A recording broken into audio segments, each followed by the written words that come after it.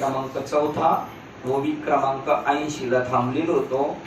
श्लोक क्रमांक 13 अध्याय क्रमांक 4 ग्रंथराज ज्ञानेश्वरी अध्याय 4 श्लोक क्रमांक 13 आणि ओवी क्रमांक 80 ला थांबलो होतो. पुन्हा एक पाऊल पाठीमागे जाऊया आपण.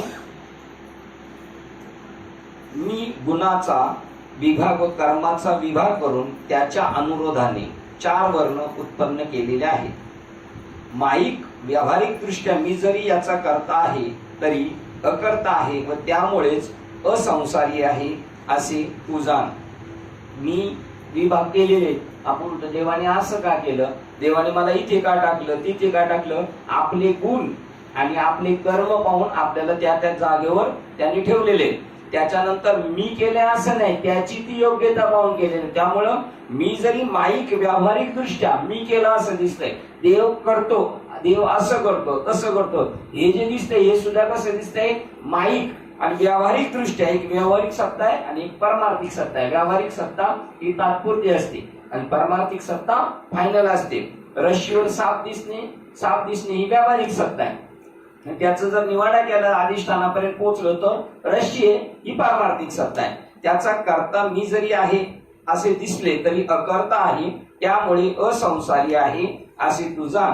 म्हणजे इथे सांगायचं ज्ञान कर्म संन्यास योग. कर्म करता करता करता त्या कर्माशी माझा काही संबंध नाही. कर्म प्रकृती करते, मी करत नाही, माझा त्याच्याशी काही संबंध नाही. अशा भावनेने जर कर्म केलं तर तो असंसारी राहतो. आणि मी करतो असं पूर्ण समजतो, देहाला स्वतः मी समजतो, त्यावेळेला तो जीव संसारी होतो. आता याचप्रमाणे असे तू लक्षात घे की हे 4 वर्ण आहेत, तेही त्यांच्या गतकल्पित गुणकर्माच्या संस्कार विभागानुरूप मीच उत्पन्न केले आहे असे तू समज. आज आपण जे ज्या ज्या जागेवर आहे ते आपणच मागे केले कर्म झाले, तेची भोग आले, उपजले मेले ऐसे घेते. मागील आपलं कर्म पाहून आपल्याला त्या जागेवर पाठवण्यात आलेले.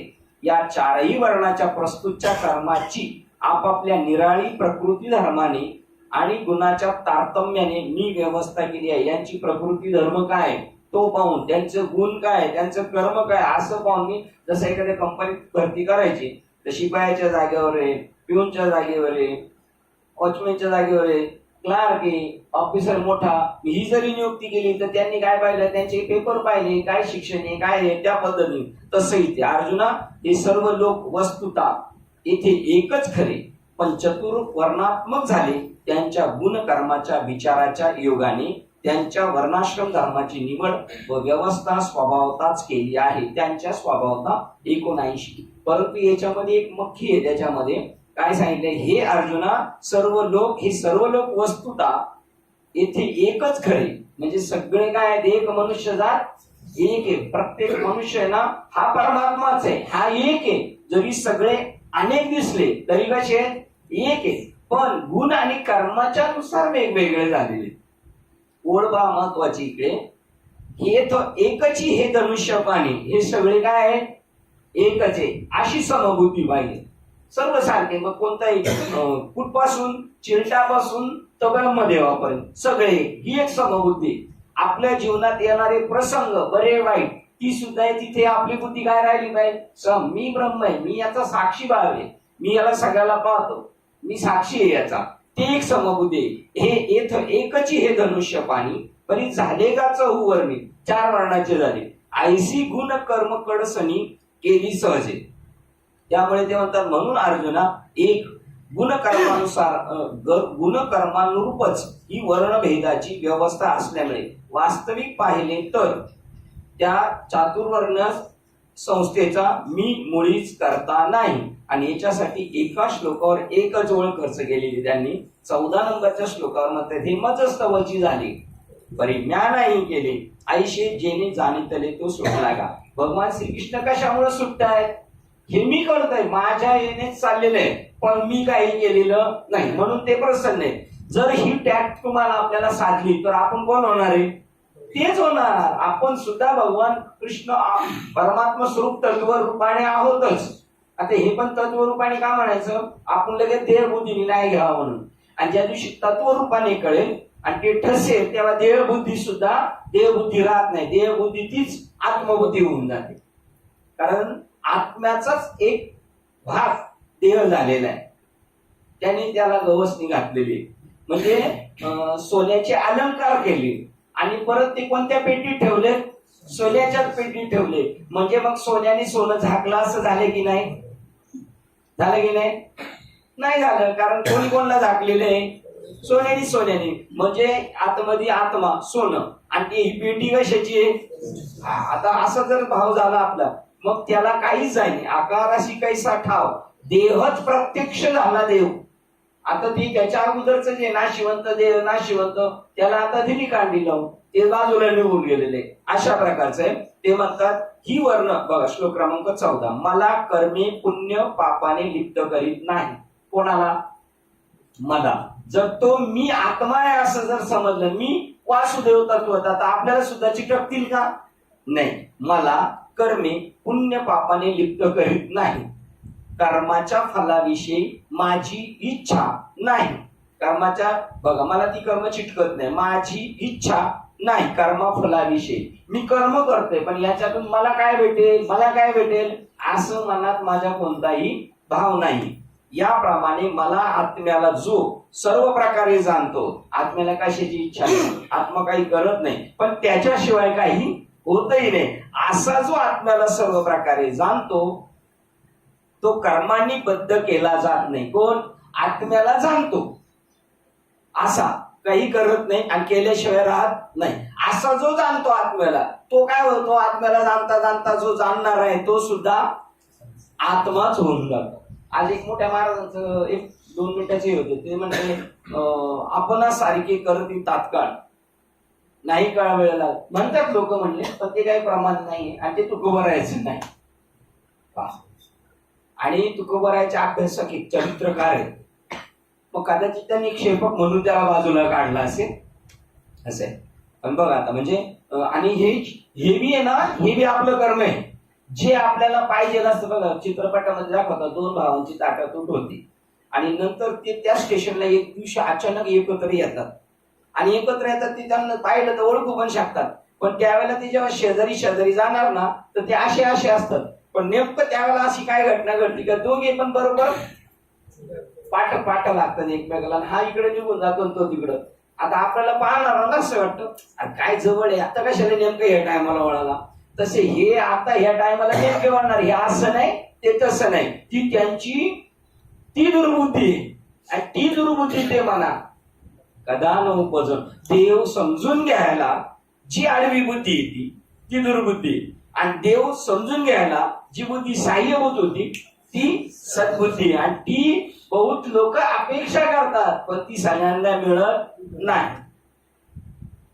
ही वर्ण भेद संस्था जरी माझ्यापासून झाली आहे, म्हणजे माझ्या सत्तेने झाली आहे, तरी ती मी केली नाही असे ज्याने तत्वता जाणले तोच कर्मबंधनातून सुटला, मुक्त झाला. श्लोक क्रमांक 15 वाचतोय. पूर्वीच्याही मुमुक्षूंनी असेच जाणून कर्म केले, म्हणून तू पूर्वीच्या मुमुक्षूंनी त्यांच्याही पूर्वीचे केलेले कर्मच कर. बघा परंपरा सांगतात मागे जेवढे होऊन गेले साधू संत त्यांना मुमुक्षत्व निर्माण झालं. परमार्थातला एक मोठं स्टँड आहे, या स्पॉटला आला पाहिजे माणूस, इथपर्यंत येत नाही, त्याला सुद्धा भाग्य त्याचं कर्म असावं लागतं. काय निर्माण व्हायला पाहिजे त्याच्यामध्ये? मुमुक्षुत्व. आणि मुमुक्षुत्व मध्ये अजून विचारसागर मध्ये सांगितलं तीव्र मुमुक्षुत्व झालं पाहिजे. मुमुक्षुत्व झालेलं आहे. आले बाबा भेटले ना, तुमचे बाबा यांना भेटले गावाला, मला माळ घालायची, मला नाम घ्यायचे, माझी लई इच्छा आहे हो, पण तुमचे बाबा कुठे आले पाहिजेत? यांच्या गावात आले पाहिजे. आणि बाबा जिथं असेल तिथं माझी जायची तयारी. त्याला तीव्र मुमुक्ष म्हणायचं आहे की नाही? मुमुक्ष आणि तीव्र मुमुक्ष. मागील जे मुमुक्ष होते बघा, मागील मुमुक्ष जे होते ती ही आयशा जाणून मारते. काही वेळेला याच्यापेक्षाही हे पॉवरफुल वाटतं. मागील मुमुक्ष जे होते ते आता मग आता जगामध्ये मुमुक्षत्व आहे का? लोकांमध्ये कीर्तनाला आलेल्या लोकांमध्ये मुमुक्षत्व आहे का? नाही. 10 लाख भाविक गेले. आता हे वादग्रस्त विधान ठोकत 10 लाख भाविक पंढरपूरला गेले, हे सगळे मुमुक्ष गेले होते नाही का? मुक्त तर नाहीच, सिद्ध तर नाहीच, पण मुमुक्षत्व नाहीये. मग ते फक्त गर्दी करायला गेलेले किंवा काशीला गाड्याच्या गाड्या भरून जातात, ते का मुमुक्ष जातात काय? मुमुक्ष जर काशीला गेला आणि जर मेला तो, तिथं शंकर भगवान त्याच्या कानात येऊन तारक मंत्र सांगतात आणि त्याला तिथं सोडवतात. पण हे आपण फिरायला जातो, चला आता वेळ पण आहे, राजा बॅलन्स आहे, चला जाऊन आहे की नाही. ती आयशिया जाणून माते, आयशिया जाणून माते म्हणजे तो सगळं करतो परंतु तो काहीच करत नाही. आयशिया जाणून माते, कर्मे केली समजते. धनुर्धरा सगळी कर्मे केली समजते. समजते म्हणजे अर्जुना तुला लढाई करायची ना, आता मुर्दा पाडायचा भीष्माचार्याचा, बाणावर झोपवायचा, ते समस्त कर्म हे करणं योग्य नाही. पण अशी सुद्धा कर्म केली बरी ते बीजे जैसी दगदली, पण का ती जन्माला आली नाही.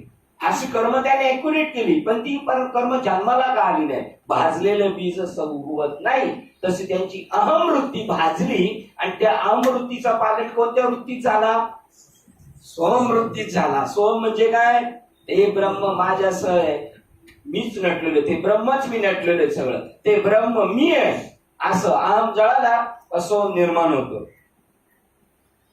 आणि सोम जो झालेला तो भेटलेला माणूस आनंददायक असतो.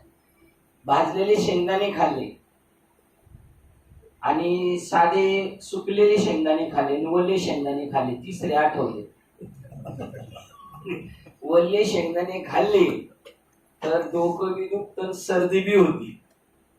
आणि नुसते कच्चे शेंगदाणे खाल्ले तर काय होतं, नुसतं डोकं दुखतं ना. आणि भाजलेले जर खाल्ले तर चटकदार लागतात आणि त्रास काहीच होत नाही. तसे 3 प्रकारचे महाराज आहेत, एक वल्ले, दुसरे वाळलेले आणि तिसरे भाजलेले. आपल्याला कोणते पाहिजे, भाजलेले पाहिजे. नामदेव महाराज भाजलेले नव्हते म्हणून त्यांना भाजले, है की नाही. पूर्वीचे मोक्ष जे होते त्यांनी अशा प्रकारे मला जाणून सर्व कर्मी केली, परंतु ज्याप्रमाणे भाजलेले बीज पेरले तरी मुळीच उगवत नाही, त्याप्रमाणे त्याची निष्काम कर्मेच खरी, पण त्यांना मोक्ष प्राप्तीस परंपरेने कारणीभूत झाली. त्यांची कर्मे निष्काम भावनेने होती, काहीच अपेक्षा न केलेली आणि अजून भाजलेली होती. बघा, दगदली नुकवतीची पेरली तैशी कर्मेची परितया झाली, मोक्ष येतो. इथे मिस्टेक, निष्कर्मे कर्मे नाही पाहिजे, फक्त कर्मे पाहिजे होती. काय पागावर ओळ काय ते म्हणतात, परी ते बीजे जैशी दगदली, भाजलेली बीजे नुकवताची पेरली, उगवणारी नाही, पेरली पण उगवली, पेरली नुकवतीची, तैशी कर्मे परितया झाली मोक्ष हेतू, तैशी कर्मे तयार झाली मोक्ष हेतू. आणि ते सांगितले त्यांची त्याप्रमाणे निष्काम कर्मेच खरी, कर्मेच खरी, निष्काम शब्द नकोय, कर्मेच खरी. पण त्यांना आता त्याच्यातच आहे ना, उगवणार नाही म्हणजे निष्फळ झाली ती, त्याला आता फळ नाहीये. त्यांना मोक्ष प्राप्तीच्या परंपरेने कारणीभूत झाली. आता अर्जुना, आता इथे जर मोक्ष पाहिजे आणि एखादा जर म्हटला मोक्ष नकोय आम्हाला, आमच्या संप्रदायाला मोक्ष नकोय, म्हणजे यांचं संप्रदाय माऊलीचं संप्रदाय वेगळं आहे म्हणायचं, हे की नाही. आता अर्जुना, या आणखी एक महत्वाची गोष्ट आहे की ते कर्म आहे की अकर्म आहे याचा विचार आपल्या मताने बुद्धिमानाला सुद्धा ठरवता येईल असा नाही. आता हे जे कर्म आपण एखादं पाहिलं ते हे नैष्कर्म्य आहे, हे का सकाम कर्म आहे, अकर्म आहे, निष्कर्म पण नाही, आता निष्काम कर्म पण नाही, निष्कर्म पण नाही. कोणतं कर्म सांगितले, अकर्म. कर्म अकर्माच्या लागती ठेचा, आहे का नाही. इथे म्हणतात हे कर्म आहे का अकर्म आहे, हे तुम्ही बुद्धिमान माणसं सुद्धा ठरवू शकत नाही. आणि त्यामुळे त्यांना साधू सुद्धा समजू शकत नाही. सजन कसं आहे ना, कोण साधू म्हणत, सकाळ संध्याकाळ मटणं तोडतोय म्हणलं, कोण साधू समजत नाही, समजलं. अर्जुनाला साधू समजतात का राजकुमार समजतात सगळे लोक. हा साधू आहे. छत्रपती शिवाजी महाराज आहेत का, हे कीर्तनकार बाबा महाराज आहेत तसे महाराज आहेत. तुकाराम महाराज जसे महाराज आहेत तसे शिवाजी महाराज आहेत का, शिवाजी महाराज राजकीय याच्यातून महाराज आहेत. टू इन वन आहेत ते संत पण आहे, शिवाजी महाराज संत पण आहे आणि राजे पण आहे. चला, ते एखाद्या वेळेला जड जाईल, पण जनक राजाचं लगेच कळत, जनक राजा बी आहे आणि साधू पण आहे. तसेच शिवाजी महाराज आहेत, तसेच अर्जुन पण तसेच येते, ठीक नाही.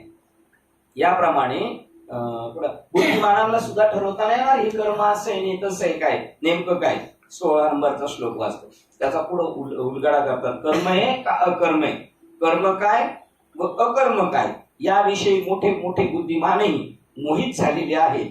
म्हणून तुला कर्म अकर्म वगैरे काय आहे ते मी सांगतो. जे कर्माधी जाणून कर्म अकर्मादी जाणून बघा आहे ना मुक्त त्याच्यात कर्म अकर्मादी जाणून संसारापासून मुक्त केला जाशील, मुक्त होशील. कर्मलाच काय नंतर समजायचंय अकर्म कसं समजायचं त्याचे पुढे वाक्य येणार आहे. कर्मच अकर्म कसं होतं.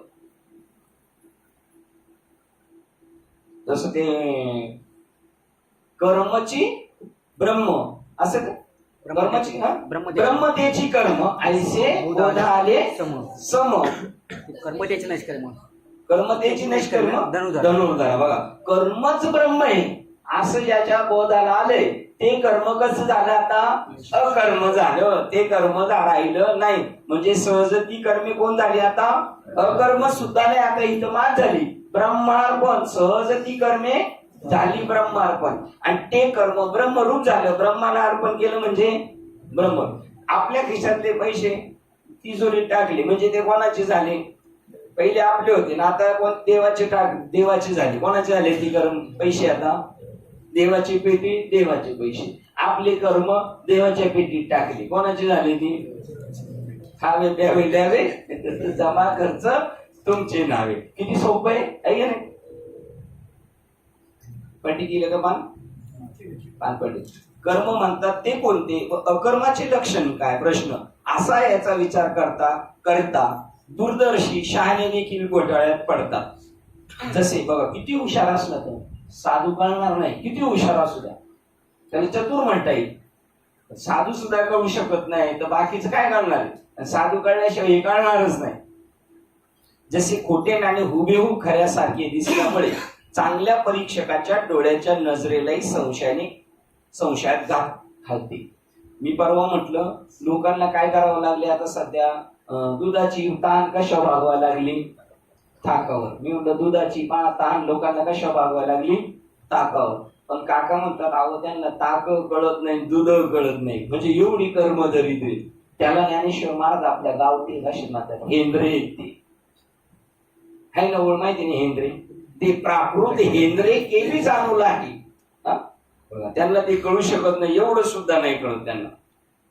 का कळत नाही त्याला कळत नाही का कळून देत नाही. तो म्हणतो नाही याच्या शिक्षा अजून बाकी आहेत. अजून 2 जन्म शिल्लक आहेत. याला लगेच नाही सोडायचं जीवनमुक्त नाही करायचं. याला अजून 2 जन्म घ्यावा लागणार. तसे मनाचा केवळ संकल्प मात्र करून प्रतिसृष्टी निर्माण करण्याची सामर्थ्य ज्यांच्या अंगी आहे तेही ज्याला आम्ही नैष्कर्म्य स्थितीत प्राप्त झालो असे भ्रमाने समजतात. त्यामुळे ते वास्तविक कर्म असल्यामुळे ते कर्माच्या पाशात सापडतात. कोण प्रतिसृष्टी निर्माण करणारा विश्वमित्र. ते म्हणतात मी जगत निर्माण करेल आणि मी नैष्कर्म्य स्थितीत आहे. नाही आणि मी नैष्कर्म्य स्थितीत आहे हे म्हणणंच कर्माच्या कचाड्यात सापडलेले आहे. कर्म अकर्मा विचाराने बाबतीत मोठमोठे दूरदर्शी सर्वज्ञही मोहित होतात. त्यांची त्रिधा उडते व मूर्ख अडाण्यांची गोष्ट कशाला पाहिजे ज्ञानांची कंडिशन येतात. म्हणून तीच गोष्ट तुला यथार्थ सांगतो ती ऐक. श्लोक क्रमांक 17 वाचतोय.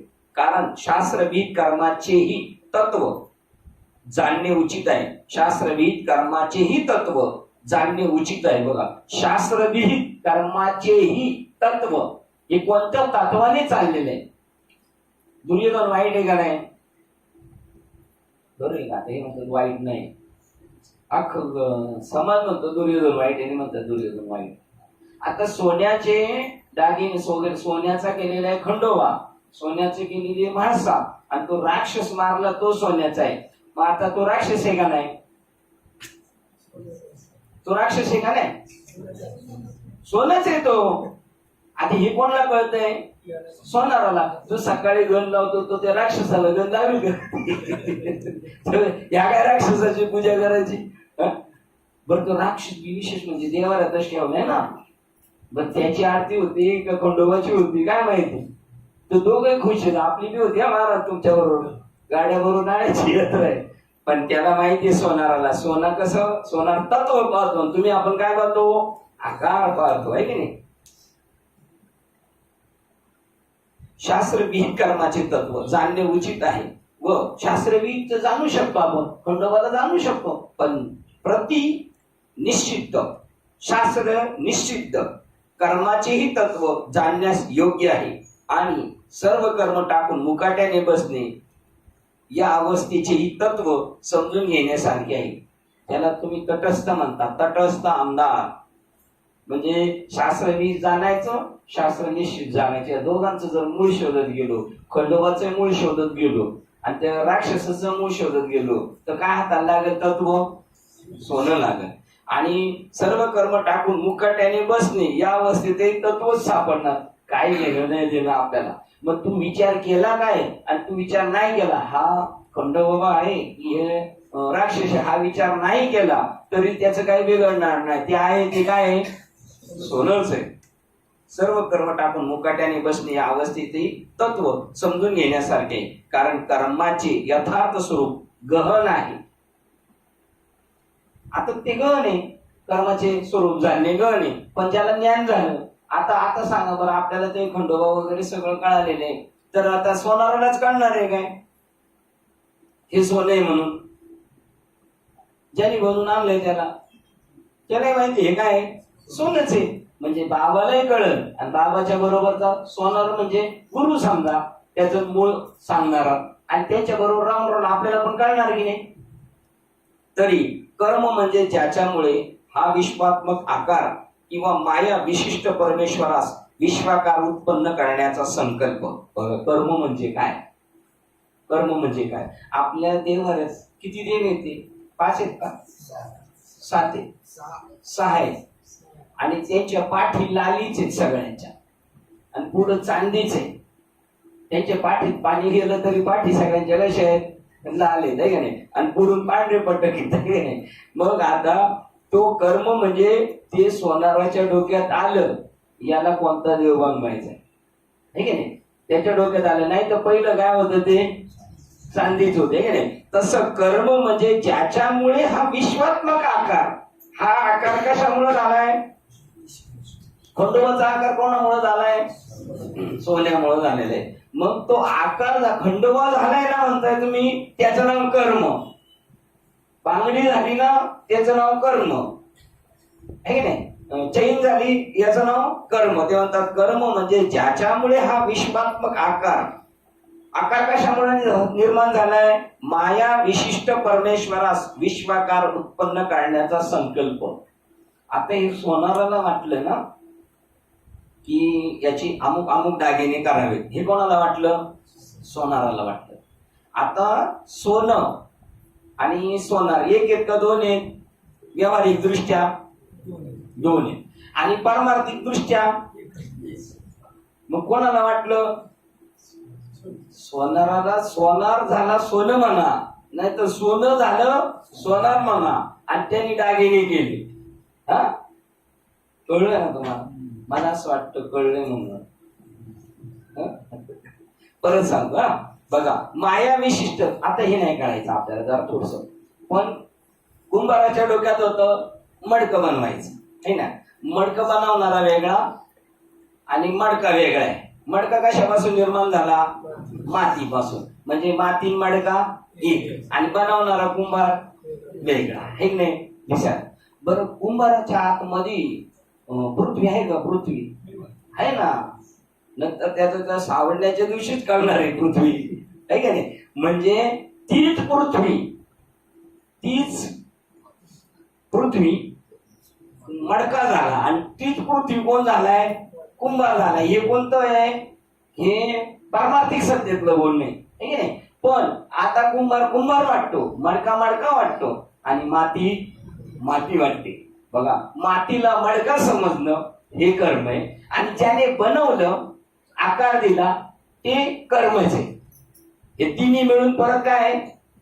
एकच आहे. बघा, पुन्हा वाचतो. तरी कर्म म्हणजे ज्याच्यामुळे हा विश्वात्मक आकार किंवा माया विशिष्ट परमेश्वरास विश्वाकार उत्पन्न करण्याचा संकल्प. तर कुंभार हे कुलालमतीचे गर्भ उमटते. स्वभावता आपोआप अगदी पहिल्यांदा उत्पन्न होतो, तेच कर्माचे लक्षण होय.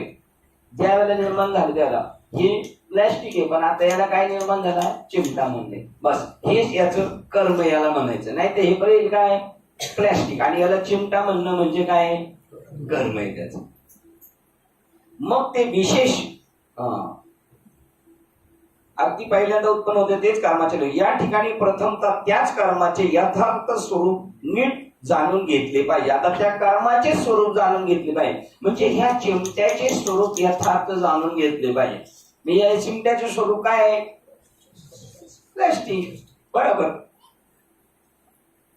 एवढं सोपं आहे काय? हा, याला जसं हा चिमटा म्हणणं आणि याला नंतर काय समजणं, प्लॅस्टिक. त्याचं नाव तुकाराम महाराज म्हणतात. तुका म्हणे सोपे आहे सर्वांनी, काय चिमटा आहे का प्लॅस्टिक आहे कळणं. तुका म्हणे सोपे.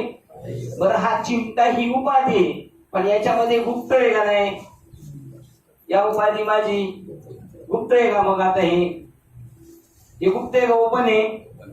ओपन आहे. मग गुप्त का म्हणले? आता इथं चांगलं कळणार आहे. हे चिमटा आहे आणि आहे प्लॅस्टिक, पण तुम्ही चिमटा म्हणता, मला गुप्त का म्हणले? आकाराला आलं म्हणून गुप्त आहे, प्लॅस्टिक आहे म्हणून गुप्त आहे, का तुम्हाला कळत नाही म्हणून गुप्त आहे? तुम्हाला हे कळत नाही काय, हा प्लॅस्टिकच आहे, कारण तुम्ही सारखे म्हणता. आता याला चिमटा म्हणला. तुम्हाला सांगतो, फार आमच्या गावची आजी आहे, ती मुंबईला आली तर किती घोटाळा होता बघा. याला या उपाधी माझी गुप्त. आमची आजी गावाला राहिलेली आणि तिची मुलगी ना शिकलेली चांगली, आणि मग ती लेकीच्या घरी गेली आजी, आणि आजी लागली काम करायला. तर त्या नातीला नव्हती, ते बघूला गेलं. बघून कुठे, तिला काय काय माहितीये, फक्त टोक माहितीये, तिला बघूलं माहित नाही. आता ते तिथं गुप्त होतं का, बघूलं नाही ना. तसं हे प्लॅस्टिक गुप्त आहे का? मग हा आता प्लॅस्टिक आणि चिमटा कोण झाला, ये. आणि तुम्ही याला चिमटा समजलं, याचं नाव काय झालं, कर्म झालं. तुम्ही जर स्वतःला म्हणले आता हे आणि ब्रह्म, तुम्ही ज्या दिवशी एक समजणार, कर्म बिर्म काय नाही, काही नाही कर्म बिर्म. कसलं कर्म काय? पण तुम्ही स्वतः बरं तुम्ही समजणार किती वेळ, 2 तास समजणार आपण बाबाच्या बरोबर कीर्तनात येतो, पण आणि घरी गेलं का परत संपलं, विसरलं का, तिथून पुढे काय सुरू झालं, परत कर्म चालू झालं. तुम्ही त्याला कर्म म्हणणार. आणि ज्या दिवशी तुम्हाला टोटल 24 तास ध्यानात राहणार, तेव्हा तुम्ही म्हणणार आमचा कर्म धर्म त्यांचा नाही, यांचा म्हणता गोळ झालाय, कर्म धर्म आमचा. असं बाबा म्हणले का तुम्हाला, कर्म धर्म त्यांचा, बाबा कर्म धर्म आमचा, तो झाला. बाबा टाळी देते का नाही, देणार का नाही टाळी बाबा? आणि मग असं ज्या दिवशी कळलं सगळ्यांना, तेव्हा एकच टाळी झाली, चंद्रभागी वाळून. कळालं का टाळी बसते की नाही, तशी टाळी झालेली होती की नाही. पहिल्यांदा उत्पन्न झाल्याचं होतं तेच लक्षण. पुढे गेलो आपण, या ठिकाणी 89 ला गेलो आपण. या ठिकाणी प्रथमतः त्याच कर्माचे यथार्थ स्वरूप नीट समजून घेतले पाहिजे. आता याचं समजून घेतलं का नाही आपण यथार्थ, बस झालं. मग जे विशेष कर्म वर्ण व आश्रमास योग्य विहित म्हणून वेदाने सांगितलेले आहे, त्याचीही अनुष्ठान प्रकार व फल, त्याचाही अनुष्ठान पाहिजे होतं, त्याचीही अनुष्ठान प्रकार व फल यासह निश्चित स्वरूपाची ओळख करून घेतली पाहिजे. आता तुम्हाला कर्म सांगितलं. आता तुमच्या कर्माच्या नंतर तुमचं काय झालं, वर्ण आणि तुमचा आश्रम, आणि मग तुमच्या वाट्याला आलेलं विहित कर्म. समजा तुमचं वर्ण काय झालं, समजा आपला वर्ण क्षुद्र, त्याच्यानंतर आश्रम आपला गृहस्थ आश्रमी, त्याच्यानंतर योग्य विहित कर्म काय, शेती करणे. मग या वेदाने सांगितलेले त्याचेही अनुष्ठान प्रकार फल याचाही निश्चित स्वरूपाची ओळख करून घेतली पाहिजे. त्याचा अनुष्ठान काय, त्याचा प्रकार काय. याशिवाय आता हे सोडून तुमच्या वाट्याला सांगून, याशिवाय ज्या निश्चित कर्म म्हणतात ते शास्त्र निश्चित कर्माचे स्वरूप ओळखणे आवश्यक आहे. आता शास्त्र निश्चित कर्म इथं अर्जुनाला का सांगितलंय, आपण शास्त्र निश्चित कर्म म्हणजे काय, मांस खाणे, दारू पिणे आणि नको ते धंदे करणे असं म्हणतात. अर्जुन असं काय करतोय का आता सध्या इथं, पण निश्चित कर्म करतोय काय, शास्त्रभीत त्याला कर्म सांगितलेलं आहे. आश्रमाला धरून आलेलं क्षत्रिय कुळातलं आहे आणि तू लढाईच करायचं सोडून म्हणतो मी तर संन्याशी बाबा होईल आणि फिरत बसत 4 गर्दी मागे. हे त्याचं काय झालेलं आहे, निश्चित कर्म झालेलं आहे. निश्चित कर्म म्हणजे तिथे ट्रेन मध्ये नुसती सिगारेट पेटलेली दाखवतात तेवढी नाही आहे की नाही. याशिवाय निश्चित कर्म म्हणतात त्या शास्त्र निश्चित कर्माचे स्वरूप ओळखणे आवश्यक आहे. एवढ्याने असे हे कर्माचरणाचे स्वरूप जाणल्याने सहजच तो कर्म करीत असला तरी कर्मभाषात गुंतत नाही. या सगळ्याचं जर मूळ पाहिलं आणि ही मूळ चांगदेवाला माहित नाही म्हणून सांगितलं एकच धागा नाना परी कपडे. बाबा काय म्हणतात, धोतर आणि लुगडे जगामध्ये ब्रह्मदिस उघडे. मग हे जरी जर दिसायला वेगळं असलं तर त्याचं अधिष्ठान कापूस आहे. एकच बाळी सोने नाना परी लेणे, बाळी आणि बुगडे. हे ज्या दिवशी कळणार त्याला ही अंगठी अंगठी माझी अंगठी माझी अंगठी तुझी अंगठी हे संपलं, त्याचं सोने एवढं समजलं संपलं. सहज कर्म्या करीत असला तरी कर्मपाशात गुंतत नाही.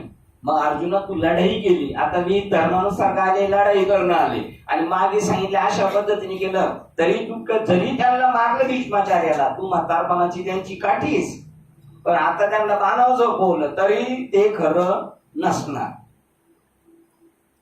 पण अशा तुम्हाला कसं पटलं का मग खरं नसणार, बाणाव झोपवलं तरी खरं नाही. खरं आहे का ते बाणाव झोपवलं, खोटे का बाणाव झोपवलं, नव्हतं झोपवलं का, मग खरं आहे का ते. यांचं उत्तर आहे खरं पण नाही खोटं पण नाही. बरोबर त्याच नाव मिथ्या आहे दिसायला आहे की नाही. भीष्माचार्याला बाणावर झोपवलं, भीष्माचार्य बाणावर झोपल्यामुळे संपले अर्जुनाचे बाण लागून, हे खरं नाही. त्या शोले पिक्चर मधल्या त्या गुंडाने अमिताभ बच्चनला मारलं आणि शोले पिक्चर मध्ये अमिताभ बच्चन मेला. हे खरं का नाही, खरं बी नाही खोटं बी नाही. पिक्चर बघताना खरं आणि घरी गेलो कारण ते आरामशीर राहतात. तसंच हे इकडे ते म्हणतात त्याप्रमाणे हे जेव्हा तुम्हाला कळणार तेव्हा कोण मरत नाही आणि जन्मत नाही. बरं तिथं त्याला सरनाव ठेवलेलं दाखवलं नाही का, सरनाव बी ठेवलेलं आहे पण तरी पेटवलेलं बी पाहिलेलं आपण तरी तो पेटला त्याचं नाव नाही. तो जर परत दिसला दुसऱ्या दिवशी तर तो म्हणे नाही नाही छिदंती मग मी कापला जात नाही अग्नीने जाळला जात नाही असं माझं स्वरूप आहे. काल पेटलेला पाहिला होता तरी ठीक आहे नाही. याशिवाय 91च्या पुढे पण अशा विचाराचा जर अभाव असला तर तोच काय, पण सर्व जग कर्माच्या अधीन आहे. बघा अशा विचाराचा, हे जे विचार सांगितले या विचाराचा जर अभाव असेल तर तोच काय, सर्व जग कर्माच्या अधीन आहे. अशी कर्माची व्याप्ती फार दुर्बोध आहे. परंतु प्रस्तुत ते असो. आता वर सांगितल्याप्रमाणे कर्म अकर्माचे यथार्थ ज्ञान झालेल्या कृतार्थ पुरुषाचे लक्षण सांगतो आई. श्लोक क्रमांक 18 वाजता. जो विवेकी मनुष्य शरीर इंद्रिय प्राण यांच्या प्रत्येक व्यापारामध्ये, बघा जो विवेकी मनुष्य, विवेकी म्हणजेच आत्मज्ञानी, शरीर इंद्रिय प्राण यांच्या प्रत्येक व्यापारामध्ये त्यांच्या प्रत्येक हालचालीत अकर्म आत्म्याचे अकर्तृत्व पाहतो.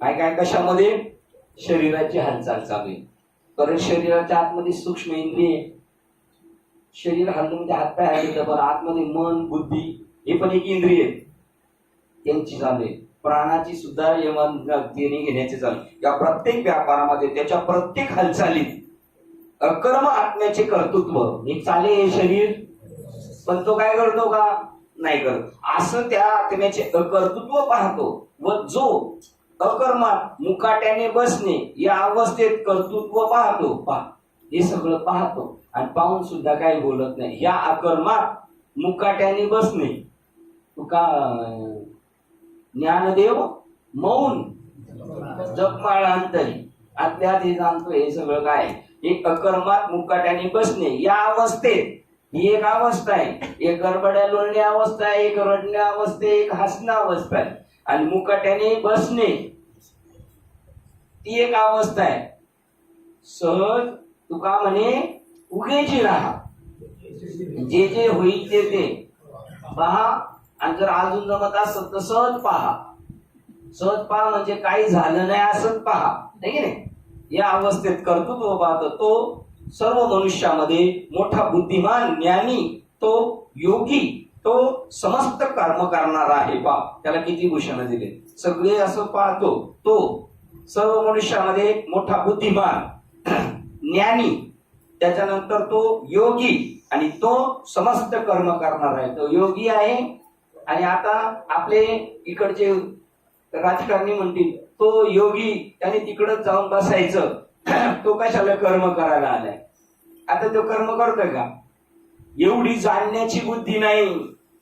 आणि एवढी बुद्धी जाणण्याची होती या अध्यायात सांगितलं. जर आपला पोरगा राजा झाला, आमदार झाला, आता असं झालं पाहिजे, आमदार झाला, खासदार झाला, सरपंच झाला, तर त्याला पहिली माळ आणि आत्मज्ञान असणं गरजेचं आहे असं या अध्यायाच्या सुरुवातीला सांगितलं. हा योग मी सूर्याला सांगितला, याच्यामुळे सगळ्या राठी चालतात. नाही तर तो लय तो म्हणला आपण आज विकली ऑफ घेणार.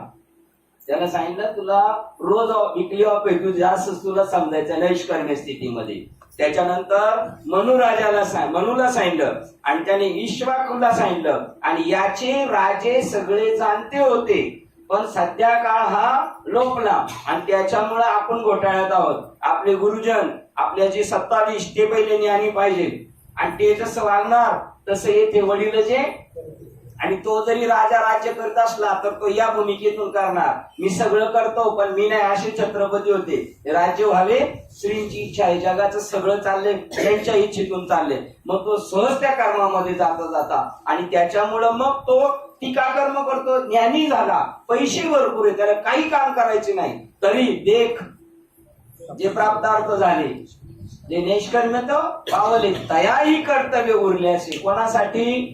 लोकांसाठी. साधू लोक जगतात लोकांसाठी, हा एक भाव त्यांचा. लोक म्हणतात म्हणून तुकाराम महाराजांनी हा चार्ज घेतला. तुका म्हणे आता उरलो उपकारापुरता, पण एक टप्प्याच्या पुढे गेल्यानंतर म्हणतात कोण उपकार करणारा, कोणावर उपकार करायचे आपल्याला. हा एक अलीकडचा बॉर्डरच्या ठिकाणचा भाग आहे. मी उपकारापुरता उरलो याचं सुद्धा स्मरण एक क्षणात संपणार आहे.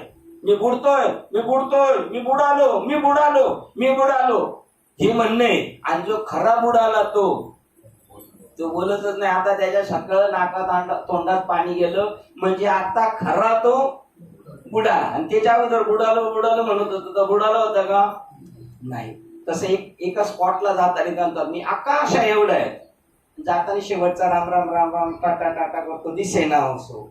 आणि दिसेना असं झाला का तो टाटा दिसत नाही. तसं तुकाराम महाराजांचं हे वाक्य बी थोडस अलीकडच्याच पॉइंटच आहे. झालं का श्लोक वाचून? जो सर्व कर्माचे आचरण करीत असताही ते कर्म आपण करतो. बघा, जो सर्व कर्माचे आचरण करीत असताही ते कर्म आपण करतो असे मानित नाही. मी श्वास घेतो असं कधी मानलंय? मी लय मस्त पचवतो असं कधी कोण म्हणलंय? नाही. मी सगळं आठवणीत ठेवतो, माझ्या काही लक्षात राहिलं नाही का मग मी देवाची आराधना करतो. ती जशी कर्म स्वाभाविक आहे तसं हे पण स्वाभाविक झालं पाहिजे. टोटल सगळं.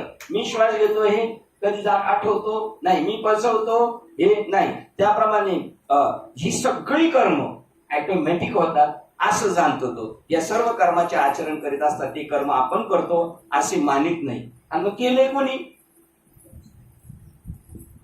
कोणी? तुकाराम महाराजांना विचारला, हा मराठीमध्ये प्राकृत मध्ये का आणला वेदांत? ते म्हणले मी नाही आणला. अरे वा, मी नाही आणला. मग हे तुका म्हणे काय लावले मजेने. मी लावलेलं आहे तुम्हाला समजण्यासाठी, मी एकाच याच्यामध्ये. पण आता मी म्हणतोय तुमच्याशी बोलताना रामेश्वर भट्टांशी, हे मी केलं नाही. आणि तुम्ही जर एवढे 4 वेदाचे जाणते तर तुम्हाला माहिती आहे कोणी केलेलं आहे. आणि तुम्हाला कळत नाही म्हणून मी सांगतो आपुल्या वेळे नाही मी बोलत. सका कृपावंत वाचा त्याची. मग गाथा बनवला कोणी? तुकाराम महाराजांनी. पण ते म्हणतात मी नाही बनवला. साळुंकी मंजुळ ना तो बोलवतो. तसा तत्वता ते कर्म आपण करीत नाही असे जाणून आपले अकर्तृत्व पाहतो. तत्वता ते कर्म आपण करीत नाही. मग तत्वता आपण करत नाही तर तत्वता कोण करतोय? जे तत्व आहे ते करतोय, आपण करीत नाही असे जाणून आपले अकर्तृत्व पाहतो व कर्माबरोबर त्याच्या फलाची आशाही बाळगीत नाही, तेव्हा मोक्ष मिळतो. नुसता काशीला गेला आणि आला फिरून नाही, त्याला इकडं हिंडफिरिस्तीपणा म्हणतात. पंढरपूरला गेला जाऊन आला तरी पण त्याला जर हे कळालं नाही तर आला हिंडफिरिस्तीपणा करून. स्टेशनला गेला पण काहीच घेऊन नाही आला, असाच गेला. कामावर गेला 30 दिवस पण पगारच नाही आणला, काय उपयोगाचं आहे? आणि त्याला अशा प्रकारे नैष्कर्मतेचा इतका चांगला बोध झालेला असतो की त्याला आत्मस्वरूपाशिवाय जगात दुसरी काही प्रतीतीच होत नाही. भरला घनदाट हरी दिसे असं माऊली म्हणतात. आपण बी तेच म्हणतो. आपला हरिपाठ बी पाठ झालेला, आपल्या गुरुजीने हरिपाठ पाठ पाहिला म्हणून आपल्याला पुढच्या वर्गात ढकललंय. मग गुरुजींनी उत्तरच त्याच्यात गेलं.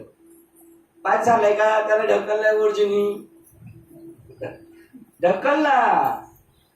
कारण गुरुजी म्हणलं मला बी असाच ढकललाय, मला बी अजून काही भरला घंटाट हरी दिसत नाही. पण पाठ झालं का म्हणतात, पाठ झालं ना मग त्याला ढकललेलं आहे की नाही.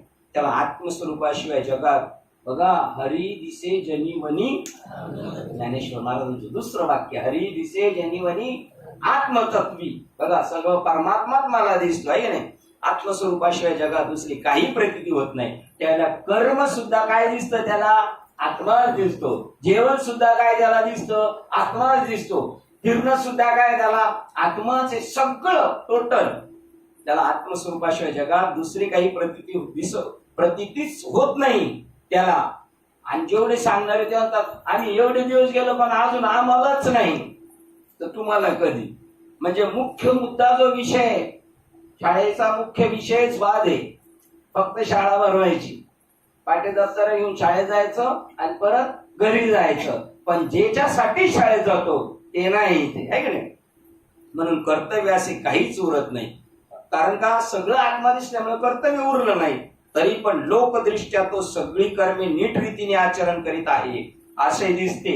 तरी पण लोकदृष्ट्या तो करतो असं दिसतं. तो या वरच्या लक्षणेयुक्त असा एक ज्ञानी आहे असे जाणावे. वरच्या लक्षणाने सगळं करतो पण तो काय पाहतो? सगळ्यांमध्ये आत्मस्वरूप पाहतो. म्हणजे जनाबाईचा अभंग, देव देते देव घेते आणि देवा सगळे व्यवहार येते, त्याचे सर्व व्यवहार परमात्म्याशी आहेत. आणि जे व्यवहारातल्या वस्तू आहेत त्या सुद्धा काय परमात्मा स्वरूप आहे. ज्याच्याशी व्यवहार करतो तो परमात्मा, ज्या वस्तू देतो तो परमात्मा, आणि मग देणारा सुद्धा कोण आहे? परमात्माच आहे की नाही. असा एखादा मनुष्य नदीच्या काठी उभा राहिल्याने त्याने आपणास प्रतिबिंब रूपाने पाण्यात पाहिले तरी प्रतिबिंबाहून मी वेगळा आहे असे म्हणतो व तसे आपण निसंशय समजतो. पाण्यात जरी नदीच्याकडे उभा राहिलो ना आपण पाण्यात पडलेलं दिसलो तरी आपण पाण्यात पडलोय का? निसंशय आपण पाण्यापेक्षा वेगळे पण दिसतोय पाण्यात. तसं आपण कर्मात दिसू पण निसंशय मी कर्मात नाही. मी कर्माशी, मी माझा पाण्याशी काही मात्र संबंध नाही. मी पृथ्वीवर उभा आहे पण दिसतोय पडलेलो पाण्यात. तसा मी आत्मस्वरूपाच्या ठिकाणी दृढ आहे पण दिसतोय मात्र कर्मामध्ये. पण म्हणून माझा त्याच्याशी काही संबंध नाही. आणि यालाच आपल्या गावची लोक म्हणतात दिसतं तसं नसतं म्हणून जग फसतं. बरोबर ना? म्हणजे जग म्हणते पाण्यात पडला बरं, पडला तर पडला पण हात लावला तर मला दिसतच नाही. म्हणजे नेमकं काय? म्हणून हे जग फसते आहे की नाही असे म्हणतो. तसे आपणास निसंशय समज. एखादा मनुष्य नदीच्या काठी उभा राहिल्यावर त्याने आपणास प्रतिबिंब रूपाने पाण्यात पाहिले तरी प्रतिबिंबाहून मी वेगळा आहे असे म्हणतो. तसे आपणास निसंशय समजतो. तसा मी कर्म हे माझं प्रतिबिंब आहे, त्या प्रतिबिंबापासून मी वेगळा आहे. अथवा जो नावेत बसून जातो त्या मनुष्यात नदीच्या काठावरील झाडे वेगाने धावत चाललेली आहेत असे दिसते, परंतु तो जेव्हा खरी वस्तुस्थिती विचारपूर्वक पाहू लागतो तेव्हा ती झाडे स्थिर आहेत तसे म्हणतो. त्याप्रमाणे सर्व कर्माचे आचरण करीत असता पण आपल्या ठिकाणी जे कर्म प्रतीतीला येते ते आभासात्मक आहे. झाडं पडताना दिसतात ती आभासात्मक, ती जागेवर. तसा मी कर्म करतो हे दिसतंय लोकदृष्ट्या, हे आभासात्मक आहे. अगदी ते प्रतीतीला येते, म्हणजे अनुभवला येते, ते आभासात्मक आहे, दिसतंय ते आभासात्मक आहे, आणि पुढे निर्णायक उत्तर दिलं अगदी खोटे आहे असे निश्चित समजून मग आपण तात्विक दृष्टीने कर्म रहित आहोत असे तो जाणतो. आभासात्मक आहे, अगदी खोटे आहे असे निश्चित समजून तात्विक दृष्टीने कर्मरहित आहोत असे तो जाणतो. हे धडे अर्जुनाला का द्यायचे? तो म्हणतो मी लढाई करणार नाही, लढाई केलं तर मला पाप लागेल आणि मग मी त्या कर्मात गुंतलो जाईल, है की नाही. थोडस शिंदे पुढं सरका आणि तू इकडं सरक. आणि तत्वता सूर्य चालत नाही साहेब, पण हा बरोबर पोस्टिंग झाली त्यांची. हे काय आम्हाला कळत नाही, पण ही पोरं म्हणतात ना याची इकडे पोस्टिंग झाली तिकडे झाली, हे असं ऐकून ऐकून. आमची आजी होती गावाला, पणजी आजी, आणि ओझरला गेलो का पणजी आजी. ती म्हणायची काय बायसिकलवर आलास काय? मी म्हणायचो 5वीला गेलो तर त्याला म्हणायला लागले ही सायकलला बायसिकल म्हणतात. तर ती ब्रिटिश जमान्यातली होती. ब्रिटिश जमान्यातली माणसं सायकल म्हणत नव्हती, बायसिकल. ती म्हणायची बायसिकलवर आला का ओझरला. मी म्हणायचो 5वीला, आपण 5वीला गेलो कळलं, आजीला कधी कळाले.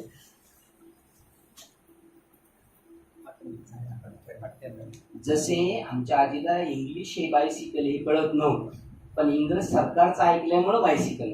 तसे हे गुरुजनांचं ऐकलं, आत्मज्ञानी लोकांचं ऐकलं, ते बाकीचे सगळे कीर्तनकार बी म्हणायला लागले बायसिकल. पण हे इंग्लिश शब्द बायसिकल म्हणजे सायकल यांना माहिती नाही, फक्त वाचून सांगायचं काम आहे का नाही. किती नंबर शिंदे? 99. तत्वता सूर्य चालत नाही. आता बघा हे शिकलेल्या माणसाला कळणार नाही, आपण काय म्हणणार? तत्वता सूर्य चालत नाही, पण सूर्य उगवतो आणि मावळतो एवढ्या एका प्रमाणावरून तो चालतो असे आपल्यास दिसते. तसे कर्म आचरित असताही तो आपली तात्विक निष्कर्म स्थिती ते आपण करीत नाही हे जाणतो. सूर्य चालतो की नाही? सकाळी म्हणले ना आपले मधले मामा म्हणले, सकाळी काय होतो, तो असं समुद्रातून डोंगराच्या आडून उगवतो, वर येतो, आणि इकडे डोंगराच्या खाली गेला का मावतो, आणि रात्रभरात तो परत असा खालून प्रवास करत करीत करीत परत इकडे येतो. असं शिकवलंय का म्हणजे गुरुजींनी त्याला शाळेत? नाही.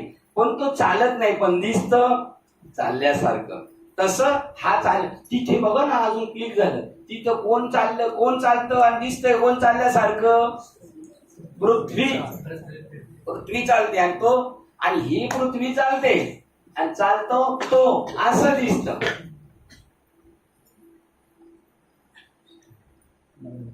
99 झाली ना. आणि तत्वता सूर्य चालत नाही, आणि सूर्य उगवतो मावळतो एवढ्याच एका प्रमाणावरून तो चालतो असे आपल्याला दिसते. तसे कर्म आचरित असताही तो आपली तात्विक निष्कर्म स्थिती ते आपण करीत नाही हे जाणतो. तो बाह्यता मनुष्यासारखा व्यवहारात जरी दिसला. आता आपले बाबा श्रीपाद बाबा माणूस आहे काय? हे जेवढे बाबा लोक आहेत माणूस आहेत काय? नाहीच येते. मग कोण येते? कोण येते? आता हे जेवढे बाबा आहेत सगळे ते बाबा माणूस आहेत काय? माणूस आहे नाही काय? कोण येते? संत. संत कोण आहे? त्याचं मूळ अधिष्ठान काय? शाबास. संत आहे म्हणजे त्यांचं मूळ अधिष्ठान काय? माणूस. देव आहे हे त्यांना माहिती आहे का नाही? हे त्यांना तरी माहिती आहे का? त्यांना माहिती आहे का आपण देव आहे? ते तो माणसासारखे म्हणतात, काय तू असं करतो, तू तसं करतो. त्यांना ज्या दिवशी माहिती होईल ना ते माणूस नाही देव आहे, त्या दिवशी ते तुमच्याकडे म्हणून काय पाहतील? देव म्हणूनच पाहतील. ती आत झाली या मात तसेच विश्वात अवघ्या ठाई मग ते ब्रह्म चैतन्य तुझ्या अनुभवा येई हे नरा. गाडी आमची निघालेली 4 धामला येतं का? कर्ज काढा तरी तुम्हाला नेऊ आम्ही. नसले पैसे तर आता भरून नंतर मानगुटे बसून घेऊ. हे बाह्यता मनुष्य व्यवहार करीत दिसतो, तरी पण तत्वता परब्रह्म आहे असे समजावे. एक तरी ववी नाही सगळ्यांना.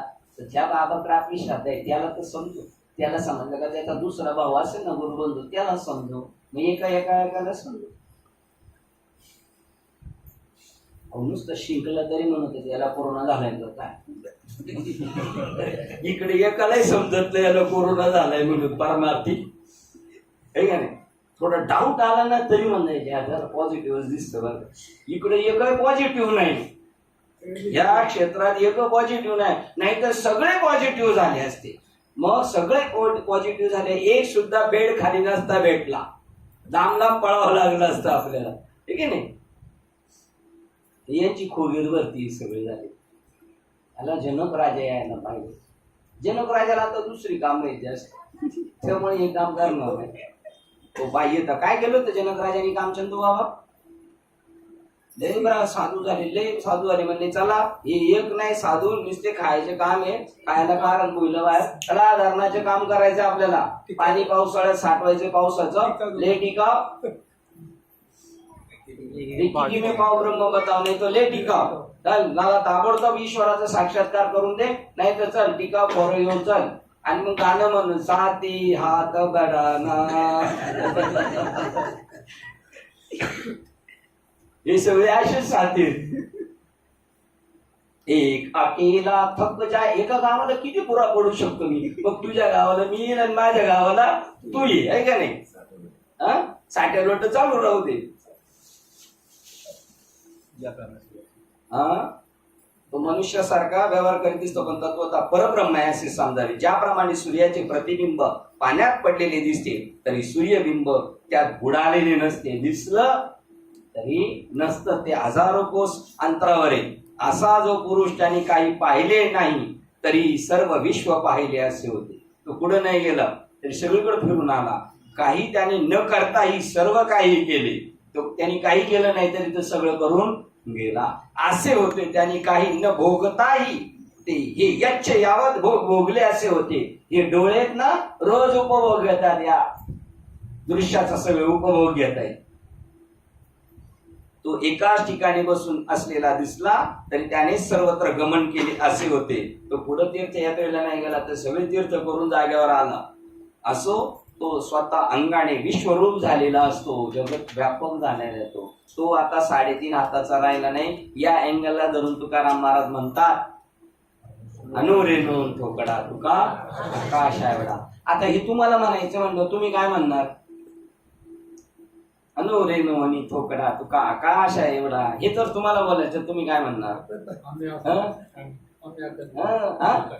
अनुरेणू ठोकडा चंदू आकाश एवढा. असं घरी बोर्ड लावायचा घरच्यांना. हे चंदू म्हणता मला, मी कसं आहे बघा, अनुरेणू लिहितो. पण तरी पण तुमच्यासाठी मी बारीक होऊन 4थ्या-5व्या माळ्यावर गपचूप खाली येऊन घरात येऊन बसतोय, नाही तर मी केवढं आहे. हे खरं आहे का खोटे आपलं. हे खरं आहे, पण खरं पटत नाही आणि खोट्याचा अंगीकार केल्याशिवाय राहणार नाही. खरा चंदू नकोय आपल्याला. आपलं कोणतं चंदू पाहिजे, खोटा चंदू पाहिजे. हे तर सभी का बंधू आहे ना, चंदू बाबा तर सभी का बंधू आहे. आणि आपण आशे तमेव माता पिता तमेव सखा तमेव. मित्र सुद्धा माझा कोण आहेस, कृष्ण तूच आहेस.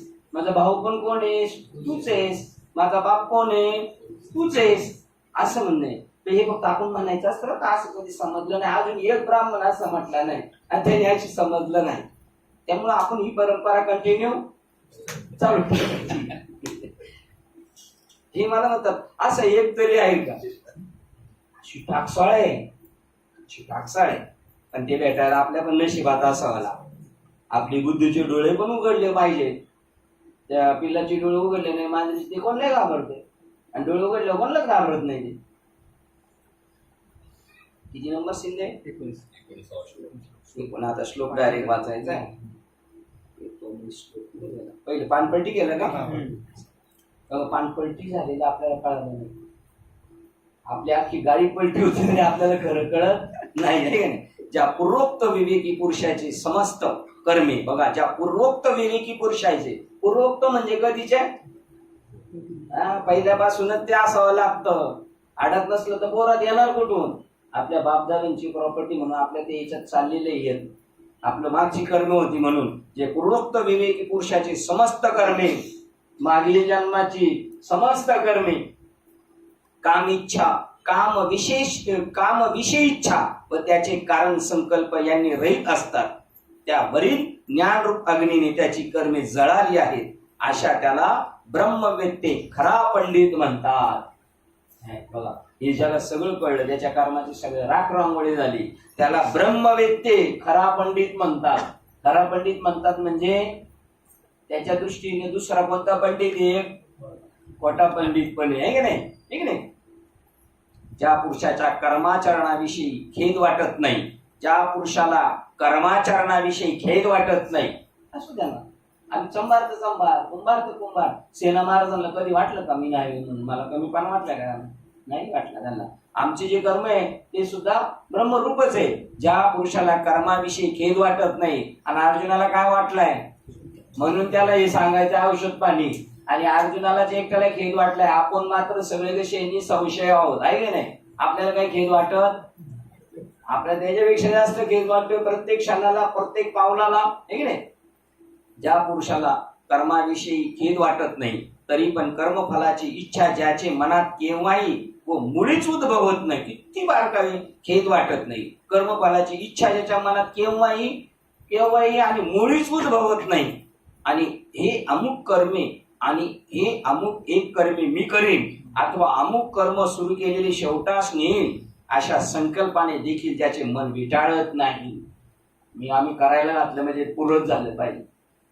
पूर्ण करणारे आम्ही कोण आहे, आणि ते अपूर्ण काय आहे महत्वाचं. जर सगळंच पूर्ण आहे तर अपूर्ण काय आहे इथं? हे अमुक कर्म मी करीन अथवा अमुक कर्म सुरू केले शेवटास नेईल, अशा संकल्पाने देखील ज्याचे मन विटाळत नाही. का तर ज्ञानरूप अग्नीचे द्वारा ज्याची आपली सर्व कर्मे जाळून टाकली आहेत, असा तो पुरुष म्हणजे मनुष्य रूपाने परब्रह्म अवतरला आहे असे समज. ठीक आहे? ज्ञानाग्नीचे निमुखे ज्याने जाळलेली कर्मे अशेखे सगळी कर्म पेटून दिली, तो परब्रह्माची मनुष्य वेखे ओळख तू. श्लोक क्रमांक 20. जो कर्माविषयी अभिमान व फलाविषयी आसक्ती धरीत नाही. आपलं कर्म आपलं नाही भारी, आमचे व्यवहार इतरांसारखे नाही, आमचे व्यवहार सगळे चोख आहेत, आणि सगळ्यांचे जसे व्यवहार आहेत तसेच तुझे चोख आहेत सगळ्यांचे. लटिका हा सगळे व्यवहार कसे लटके, तुझे कुठं चोख असणार व्यवहार? आणि सर्व हा संसार, आणि त्या लटक्या व्यवहाराला म्हणतो माझे लय चोख आहे, मग वाया ये रझार हरी. बघा, जो कर्माविषयी अभिमान मी करतो, अभिमान फलाविषयी आसक्ती सोडून सतत तृप्त, विषयाविषयी आकांक्षा न करणारा, सतत तृप्त आहे, व कशाची अपेक्षा न करणारा, आश्रय रहित, कोणाच्या आश्रयाच्या खाली नाही, तो स्वयंभू आमचा तसा हाही स्वयंभू. तो कर्मामध्ये सर्व प्रकारे जरी प्रवृत्त झाला असला तरी काही करीत नाहीच. सगळं करून सुद्धा तो काहीच करीत नाही, असं अर्जुना तुला. आणि आता अर्जुन देवाला म्हणाला, ऐसे मज करून ठेवी नारायण, असं मला करा बाबा, तुमच्या बरोबर येतोय तो. नाही, तुला काय करतो? अध्यक्ष करतो आता, नाही तर चिटणीस करतो, पण माझ्यासारखं नाही करणार. माझ्यासारखं फक्त माझ्या पोराला करी गादीवर, फक्त बाकीच्यांनी फक्त काय करायचं? साफसफाई, पोछा लागायचं काम करायचं फक्त, हे की नाही? जो स्वतःच्या शरीराविषयी उदास असतो, कोणाच्या? आता तो त्याच्या शरीराविषयी, हे यांच्या शरीराविषयी उदास, यांच्या घरचे म्हणजे आमची काही काळजी करता का नाही? आता त्यांचा प्रश्न योग्य आहे का? हा माणूस यांचीच काळजी करीत नाही तर त्याच्या शरीराच्या संबंधाने आज कोणाची काळजी करणार आहे? जो स्वतःच्या शरीराविषयी उदास असतो आणि कर्मापासून होणाऱ्या फलाच्या उपभोगाविषयी निरीच्छा असतो, व जो नेहमी नित्य निरातिशय आनंद स्वरूप राहिलेला असतो. बघा कसा आहे तो, जो शरीरी उदास आहे का? उदास शरीराबद्दल नाही, आपण आपल्या शरीराबद्दल उदास नाही. पण पहिलं फक्त काय होतं माहिती का? तो शरीराबद्दल उदास असायचा, तो शरीराबद्दल उदास असायचा आणि म्हणायचं माझ्या गेल्या पाठीमागं माझ्या माणसांना काहीतरी बसा म्हणून LICचे भरायचा माझ्यानंतर. तो शरीरा उदास होता, पण त्याला कळालं हे मागच्या आपल्यानंतर माझ्याच घेणार आहे, त्याच्यामुळे म्हणला मला आता जास्त दिवस जगायचं म्हणून मग त्यांनी दुसरा क्लेम काढला. कोणता? मेडिक्लेम काढला. आता शरीरावर उदास नाही राहिला, आता शरीरावर सुद्धा काय त्याची आसक्ती राहील. मग देव म्हणले हे सगळे मेडिक्लेम मध्ये म्हणले जरी हे आपली वाटच पाहतात तर आपण यांना भेटायला गेलंच पाहिजे, आहे की नाही. जो शरीर उदास फळभोगी निरासू, फळ भोगत असत तर त्याचं निराश होईल. फळाच्या भोगाबद्दल निराश आहे. भक्तायशी जाणार नित्यता उल्हासू, तो कधी मध्ये आनंदित नाही, नित्यता उल्हास होऊन असे तो संतोषाचा गाभारा, देवाचा गाभारा. आणि हा कशाचा गाभारा आहे? संतोषाचा गाभारा. आणि त्या गाभाऱ्यामध्ये आत्मबोधाची ओंगरा. सगळे पदार्थ कोणते सेवन करतोय? ओंगरा म्हणजे पदार्थ. कशाचे? आत्म्याच्या बोधाचे पदार्थ खातो. आणि बरं किती खाल्ले तर येऊ द्याच म्हणतो. पुरे न म्हणायची धनुर्धरा, बस म्हणतच नाही. का म्हणे? पोट घालेची न नाही आणि खादले ते खाय आवडीने. पुरे न म्हणायची धनुर्धरा. आरोगिता, आरोगिता म्हणजे 4. भोजन करताना नको म्हणतच नाही, येऊ द्या येऊ द्या, पण काय खातोय तो? आत्मबोधाचे पक्वान्न खातो. किती नंबरचा श्लोक आहे आता हा? त्याच्या पुढचा 21, 22 एकत्र आहे ना. तृष्णा शून्य कुंटलिया धावा तृष्णेची. आता काय करायचं काय? आता आम्ही जेवून राऊंड मारून आलो की यांना म्हणतो सगळं आता झालं, राऊंड बिऊन मारून आला, जेवून राऊंड मारून आलं का ज्याच्या त्याच्या घरी जाताना यांना म्हणलं मग पुढं काय ठरवलंय तुम्ही आता? आता झोपण्याशिवाय काय पर्याय का? तर दुसरं काय ठरवायचं? तसं त्याला आता पुढं तृष्णा शून्य का काय अजून ठरवलेलं आहे साहेब? अजून काय आहे बाकी? शून्यच बाकी. आता शून्य बाकी राहिलं. आता काय परदेशी बाबा काही बाकी आहे करायचं? झाली ना सगळी काम. तृष्णा शून्य एवढं ते पंढरपूरचं एवढं एक काम राहिलंय फक्त. तर तेवढं झालं म्हणजे झालं. ती खाय ते उपभोगायला पण राहत नाही तो. त्यांच्या समोरच सगळा खिचडी काला सुरू असतो. उड्या डोळ्यांनी बघायचा फक्त आपण काय झिजलो आणि आपल्या जीवावर काय मस्ती करतात. जसं बाप मेहनत करतात, पोरं त्याच्यात दोखतच मस्ती करतात, तसं गुरुजी मेहनत करतो आणि हे मस्ती करतात. उघड्या डोळ्यांनी बघितल्याशिवाय काय पर्याय नाही आता त्यांना. तृष्णा शून्य चित्त व बाह्य शरीर इंद्रिया संघात याचा ज्याने निग्रह केलेला आहे बघा. तृष्णा शून्य कुंटलिया धावा. कुंटली म्हणजे बांधून टाकलं त्याला, बाहेर पडायचंच नाही. आता इथंच काय ते सेवन करायचं. चित्त आणि बाह्य शरीर इंद्रिय संघात, सगळ्या शरीर इंद्रियाचा 36 तत्वाचा संघ, याचा ज्याने निग्रह केला आहे असा, ज्याने सर्व परिग्रहाचा त्याग केला आहे असे ज्ञाननिष्ठ यती. यती म्हणजे कोण? ब्राह्मण, ज्ञानी ब्राह्मण. ठीक आहे. सर्व परिग्रहाचा त्याग केला. साठवून काय ठेवायचं नाही आता. जोडायचं आणि वाटायचं, कमवायचं आणि वाटायचं. नुसते शरीर स्थितीला कारण होणारे कर्म जरी करीत असला, जेवढं गरजेचं आहे तेवढं करावं लागतं त्याला, करीत असला तरी पापाला दोषाला प्राप्त होत नाही, त्याला दोष लागत नाही, त्याला काहीच चिटकू शकत नाही. या पोकळीला जसं कलर मारू शकत नाही, ते चिटकू शकत नाही, कारण त्याला उपाधी नाही. आणि याला ही उपाधी याला लागणार, तसा तो स्वतःला उपाधी समजतच नाही. श्लोक क्रमांक 22. यद्रेच्छेने न मागता जे मिळेल त्यात संतुष्ट राहणारा, कोणाकडे काय मागायचं नाही. आणि प्रारब्धाने जे भेटेल आपल्या पदरात ठेविले आनंद ते शिळे कोरके खायची वेळ आली तरी ते आनंदाने खाणार. यद्रेच्छेने, कोरके माहिती का तुम्हाला? नंतर सांगेल. यद्रेच्छेने न मागता जे मिळेल त्यात संतुष्ट राहणारा, काही न मागता मिळालं ते. शीत उष्ण सुख दुःख. बघा ज्ञानेश्वरांचं एक चित्र दाखवले, कोणतं गाणे ज्ञानेश्वर जोडी घेऊन पडतात. ज्योत तसे ज्योत जगा, त्याला बघा गाणं दाखवलंय. ज्ञानेश्वर महाराज जोडी घेऊन भिक्षा मागायला जातात. त्यांना आलेलं कोण लगेच दरवाजा लावतात लोक, त्याचं वर्णन. आणि नाही भेटलं तरी ते हसत दरवाजा बंद केला, वाट मावशी चला पुढचा दरवाजा आपण झाला, पुढचा उघडा कोणता एवढ्या आनंदाने. शिव्या शाप नाही. यद्रेच्छेने न मागता जे मिळेल त्यात संतुष्ट राहणारा, शीत उष्ण सुख दुःख इत्यादी द्वंद्वांनी हर्ष विषादयुक्त न होणारा. बघा, सुख दुःख आलं, सुख आलं तर हर्ष नाही आणि दुःख आलं तर विषाद नाही. असं करायचं ते म्हणले. याच्यातच मला वाटतं ती ओळ येणार आहे. सुखी संतोषा दुसऱ्या अध्यायात. दुसऱ्या अध्यायात बघा किती हुशार आहे. सुखी संतोषा नाही, हा किती हुशार आहे. याचे वडील रिक्षा ड्रायव्हर आहेत आणि हा एवढा हुशार आहे बघा. आणि एकदम साधे. यांच्या वडिलांना विचारलं तुमचं शिक्षण काय, ते म्हणतात माझं बायकोचं मिळून 10वी, तिची 5वी माझी 5वी, अशी मिळून आमचे 10वी शिक्षण आहे. ठीक आहे नाही. सुख दुःख द्वंद्वाने हर्ष विषादयुक्त न होणारा, कोणाचाही मत्सर न करणारा, निर्वैर बुद्धी. का का हर्ष विषाद होत नाही, का तो कोणाचा मत्सर करत नाही, त्याचं माग कारण सांगितलं. तो सगळं जगामध्ये आत्मतत्वच पाहत असो. आत्मतत्वी तोची एक, आत्मतत्व धरी तोची एक. तो आत्मतत्वाला सगळीकडे पाहतो. म्हणून कोणाचा द्वेष करणार आणि कोणाला आपलंस करणार.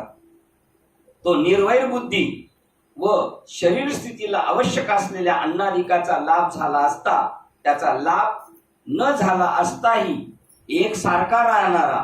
किती बारकाईने सांगितले. जी द्वंद्वाधिक हर्ष विषाद न मानणारा असा संन्यासी यती, असा संन्यासी शरीर स्थितीला आवश्यक तेवढेच भिक्षाटनाधिक कर्म करून बद्ध होत नाही. जेवढं गरजेचं तेवढं करावंच लागेल आणि तेवढं केल्याने तो काही गुंतत नाही.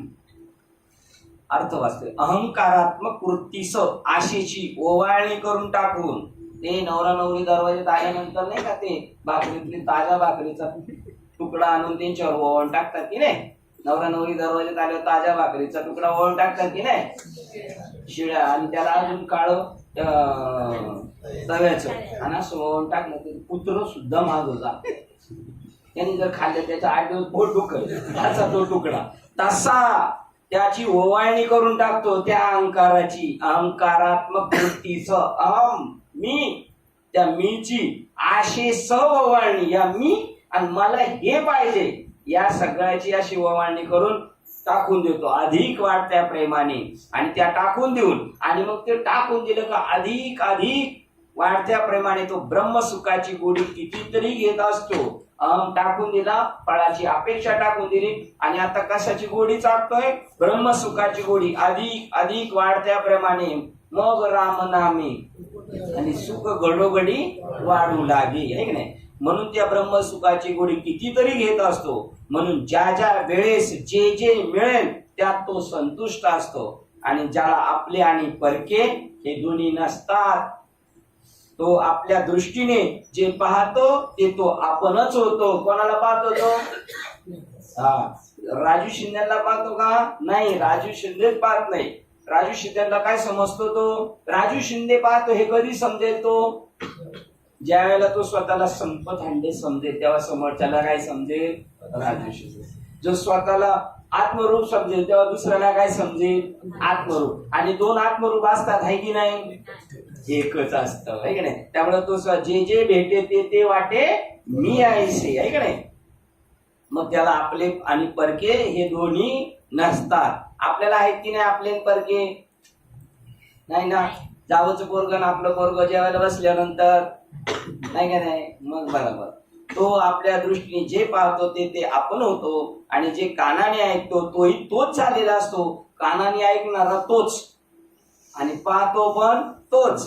पायाने जे चालतो आणि तोंडाने जे काही बोलतो, त्या शरीराने जितके व्यापार म्हणून तो करतो ते सर्व आपणच अंगाने झालेला असतो. सगळं जेवण करताना तो जेवणाला वेगळे समजत नाही. जेवण आणि मी एकच आहे असं समजून करतो तो. त्यामुळे सर्व आपणच अंगाने झाला असतो. तात्पर्य सर्व जग आत्मरूप पाहतो. तात्पर्य सांगावं लागलं, कारण आपलं एवढं काढणार नाही. हे सगळ्या मागचा उद्देश काय? बाबांनी गावाला जर गोष्ट सांगितली का दुसऱ्या दिवशी गावात अख्ख्या गोष्टी चालतात, पण गोष्टीचं तात्पर्य नाही. याचं तात्पर्य सगळं, तात्पर्य सर्व जग आत्मरूप पाहतो. हे असो पहा फार काय सांगावे हे अखिल विश्व त्याला, फार काय सांगावे हे अखिल विश्व ज्याला आपल्या आत्मस्वरूपापासून वेगळे काहीही आहे असे दिसतच नाही. बघा हे वाचायला एवढं अवघड आहे, समजायला किती अवघड आहे.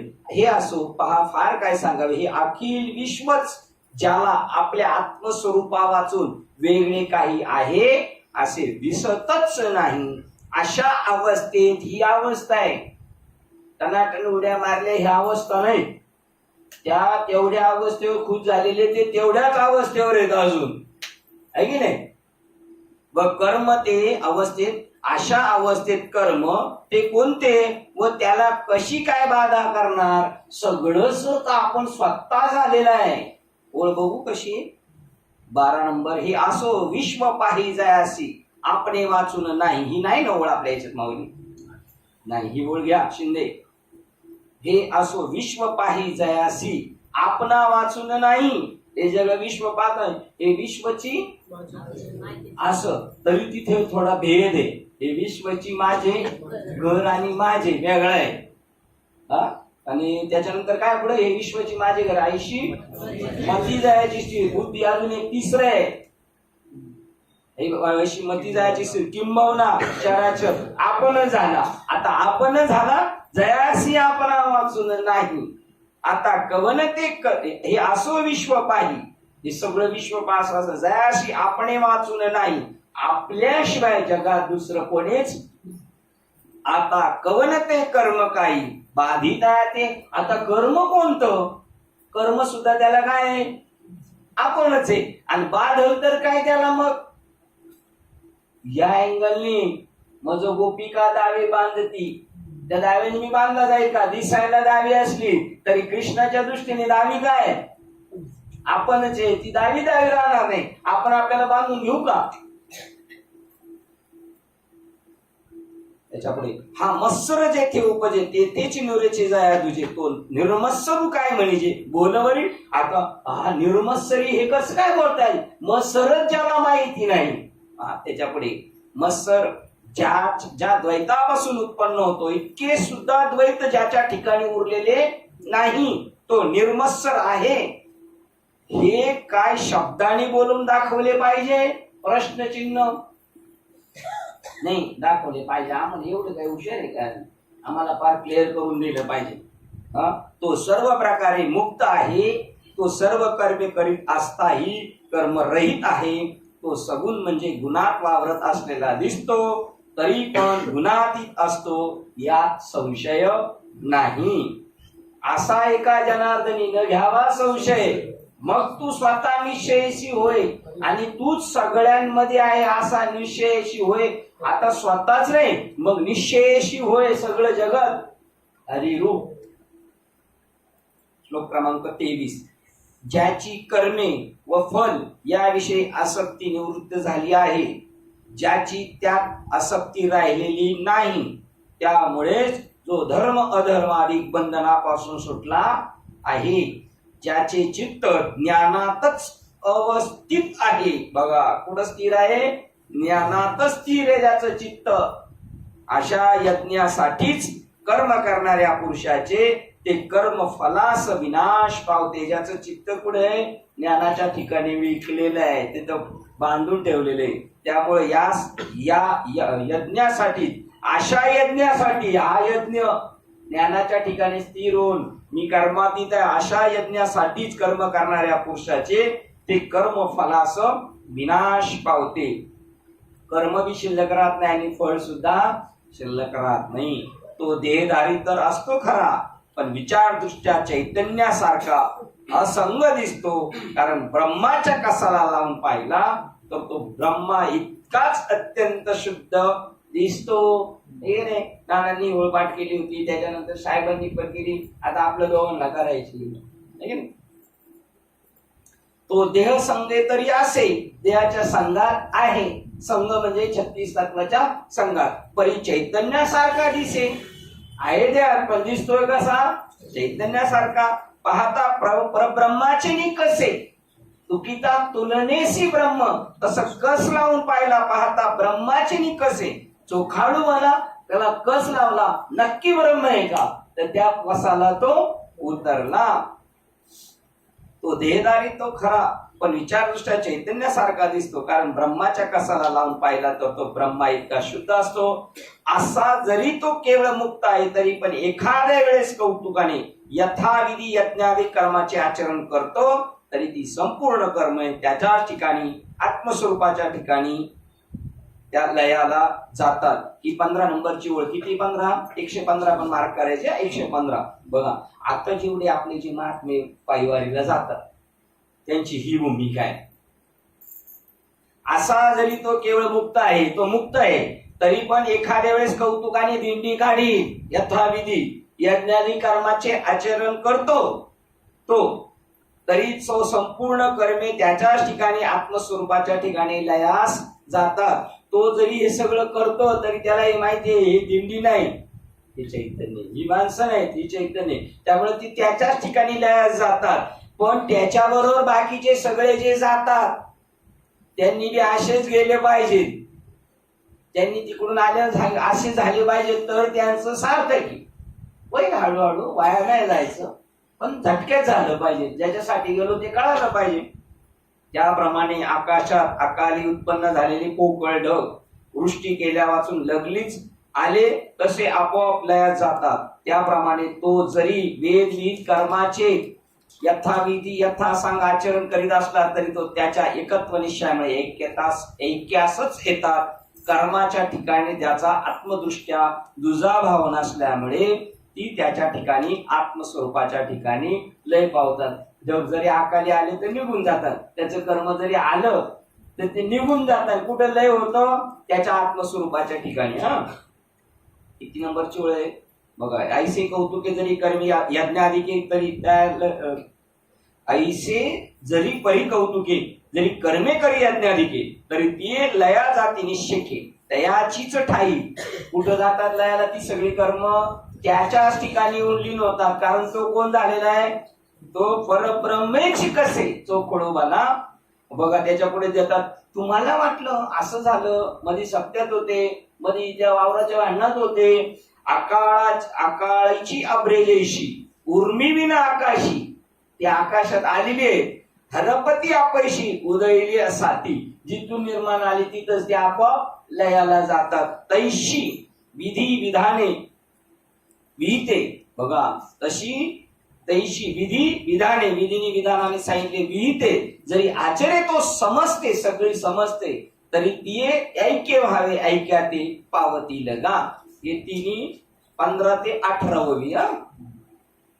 श्लोक क्रमांक 24. ज्या मंत्राने किंवा जुहुस्पृ इत्यादी साधनाने ब्रह्मविद हवी अग्नीत अर्पण करतो, तो मंत्र किंवा जुहू वगैरे साधन ब्रह्म तप तूप भात वगैरे अग्नीत होमा वयाचा पदार्थही ब्रह्म. बघा जे जे सांगतोय ते सगळं काय समजतोय? तो ब्रह्म. ते ज्यात होम करावायचा तो अग्नी सुद्धा ब्रह्म, हवन करणारा यजमान ब्रह्म, व प्रत्यक्ष होम क्रियाचाही ब्रह्मच.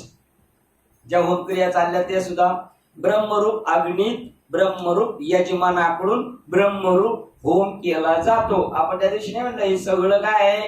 कृष्ण आहे. तसं हे सगळं होम सुद्धा ब्रह्म. होमात टाकलेली समिधा ब्रह्म, तो पेटलेला अग्नी ब्रह्म, जो ब्राह्मण करायला ब्रह्म यज्ञ तो सुद्धा ब्रह्म. त्याला म्हणायचं तू ब्राह्मण नाहीस, तू कोण आहेस? आणि तू एकटा नसून मी आणि जाळ, हा चाललेला जाळ आणि हे टाकलेल्या सगळ्या समिधा आहे नाही, हे सगळं ब्रह्मच कर्म.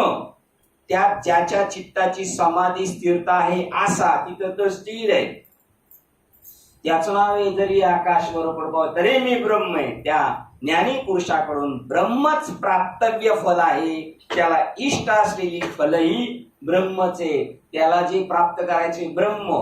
आणि त्या ब्रह्माला जरी काही लक्षात फायदे झाले, फळं आली, तरी ती सुद्धा काय सगळे ब्रह्म. फलही ब्रह्म आहे. आणि फल म्हणजे चांगलंच फळ असतं असं नाही, याचे जैसे कर्म त्याशी तसे फळ देतो. मग त्याचं फळ जे बी असेल ते सुद्धा काय ब्रह्म. बघा कर्माचरणात त्याची दृष्टी कशी असते पहा. हे एक हवन कर्म, मी हवन करता, या यज्ञात हा अमुक भोगता, यज्ञ भोगता जो नारायण तो, अशा प्रकारे त्याच्या बुद्धीत भिन्न भाव नाहीत. म्हणून तो जे जे इष्ट यज्ञ करतो, बघू 19 काय, म्हणून जो जे इष्ट यज्ञ करतो त्यातील होम द्रव्य व मंत्र इत्यादी सर्व, बघा तो मंत्र सुद्धा ब्रह्मच, व तो आत्मस्वरूपाच्या ठिकाणी स्थिर बुद्धी झालेला अविनाशी भावरूप अर्थात ब्रह्मस्वरूपच आहे असे तो पाहतो. म्हणून आता तो पाहतो का आपल्याला पाहायचं असं, आपल्याला पाहायचं नाही तर हे ऐकता ऐकता तो पाहतो त्याच्यामुळे आपला त्याचा काय संबंध नाही, असं नाही समजायचं. आपल्याला तसं पाहायचंय आता, नाही. म्हणून आणि असं पाहिजे त्याच दिवशी तो मोक्षाला जातो, तरच त्याचा ईड होतं, नाही तर तो पुनरपी जन्मामध्ये येतो जन्म मारणार. कारण त्याला वेगळं दिसलं का जन्माला येणार, आणि सगळं सारखं दिसलं का येणार. म्हणून अर्जुना ते कर्म ब्रह्मरूपच आहे अशा स्थिर बुद्धी ज्याच्या अंतःकरणात बांधलेली असा ठाम बोधावर येतो, त्याने प्राप्त कर्तव्य कर्म केले तरी ते नैष्कर्म्यच होय. 21 मनोनी ब्रह्मतेची कर्म ऐसे बोधा आले सम, तयार कर्तव्य ते नैष्कर्म्य धनुर्धरा. बघा अर्जुना ते कर्मच ब्रह्मरूप आहे अशी स्थिर बुद्धी ज्याच्या अंतःकरणात बांधली, त्याने प्राप्त कर्तव्य कर्म जरी केली तरी ते नैष्कर्म्यच होय. आता ज्याची अविचार रूपी बाल्यावस्था गेली आहे, काय झालं त्याची, आता प्रौढ झालेला आहे, अर्थात विवेक रूप तारुण्यात ज्याने विरक्तीशी लग्न लावले आहे, त्यांनी कोणाशी लग्न लावले, आता वैराग्याशी लग्न लावले. कारण लग्न झाल्या वाचून अग्निसेवा करता येत नाही. मग ज्याने जीव ब्रह्मा ऐक्य रूप जो योगाग्नी त्याची उपासना ज्याने आरंभिली, आणि मग तो त्याच्यामध्ये ब्रह्मरूपाच्या ठिकाणी एक जीव झाला. काय झालं, त्याला वैराग्य पण निर्माण पाहिजे, ते म्हणतात विवेक पण पाहिजे, कुमारत्व गेलं पाहिजे, बाल्यदशा गेली पाहिजे, आणि याच्यातला प्रौढ म्हणजे कीर्तन सुद्धा त्याने करायचं, ज्याला सगळं कळालंय, बोधावर आलेलं आहे, प्रबोधावर आलेलं आहे, खरं त्यांनी करायचे. त्यावेळेला ते होतं. असो आपली वेळ संपलेली म्हणजे प्रवचनाची. कितीला थांबतोय आपण, ओळ क्रमांक अध्याय क्रमांक 4, ओळ क्रमांक 122, श्लोक क्रमांक 24, ग्रंथराज ज्ञानेश्वरी अध्याय 4, श्लोक क्रमांक 24 आणि ओवी क्रमांक 122 ला थांबतो. झालेली सेवा हृदयस्थ सद्गुरू सच्चिदानंद श्रीपाद बाबा रामदास बाबा अधिष्ठान श्री ज्ञानेश्वरी संत मालिका तसेच तुम्हा सर्व ज्ञांच्या चरणावर सेवा समर्पित करून सेवेला इथे पूर्ण विराम देत आहे. कुंडली श्री ज्ञानदेव तुकाराम पंढरीनाथ भगवान की जय. माऊली ज्ञानेश्वर महाराज की जय. जगद्गुरु संत तुकाराम महाराज की जय. शांती ब्रह्म एकनाथ महाराज की जय. सच्चिदानंद श्रीपाद भगवान की जय. सच्चिदानंद रामदास भगवान की जय. अवधूत चिंतन श्री गुरुदेव दत्त गोपाल कृष्ण भगवान की जय. बोलोरे भाई सब संतन की जय. गणपति बप्पा मोरया. विश्वास मुखे देवे येणे वाद्यज्ञ दोषावे दोषोरी मद द्यावे पसाय दाने. जे कांची व्यंकटी सांडो दया सत्कर्मी रती वाढो. भूता परस्परे जडो मैत्र जीवांचे दुरितांचे तिमिर धावो. विश्व स्वधर्म सूर्य पाहो. जो जे वांचिल ते आहो. प्राणी जात वर्षद सकळ मंडळी ईश्वर निष्ठांची मांदी आई. अनवरत मोनवेळी भेटत जळभूता. चला कल्पतरुचे आरव. चेतना चिंतामणीचे गाव. बोलते अर्णव पियुषांचे चंद्रमेचे लांछन. मार्तंड जेता पैन ते सर्वाणी सदा सज्जन सोये होतु. किंबहुना सर्व सुखी पूर्ण होली तिन्ही लोकी. भजित्वादी पुरुषी अखंडित आणि ग्रंथो भजिवे विशेष लोकी. दृष्टादृष्ट विले होवावेजी हे तमने श्री विश्वेश्वरा हो. आओ दान पसाहो. येणे वरे ज्ञान देव सुखिया झाला. येणे वरे ज्ञान देव सुखिया झाला. येणे वरे ज्ञान देव सुखिया झाला. हरि ओम. शांती शांती शांती.